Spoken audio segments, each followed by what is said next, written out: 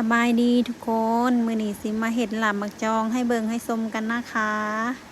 อันนี้ก็เป็นสูตรทางสปป.ลาวเฮาเนาะเฮาก็สิมาเตรียมเครื่องไว้เครื่องของเฮาก็มีหอยเชอรี่แล้วก็ตะไคร้แล้วก็มะแข้งแล้วก็มะ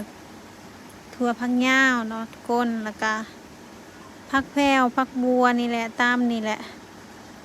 เฮาก็สิซอยไปเรื่อยๆแล้วเฮาก็จะสิมาย่อมักจองที่เฮาใส่ไว้แช่จนแบบให้มันพูสิเนาะทุกคนได้ประมาณถ้วยหนึ่งอันนี้ก็30 ลูกนี่แหละลูกน้อยๆนี่นะทุกคนพอดีเต็มหม้อเลยเหยื่อของลาบมักจองของเฮาก็มีต้มปลานิลเป็นเหยื่อปลานิลเนาะทุกคน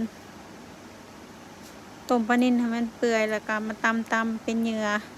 คล้ายๆกับลาบเท่าอะไรทุกคนแล้วก็สิมาขูดขี้เข้ากันใส่ปรุงด้วยชูรสเกลือแป้งนัวแล้วก็นี่แหละทุกคนตามที่เห็นนี่แหละปรุงไปตามนี่แหละทุกคนเขาก็ยังผัก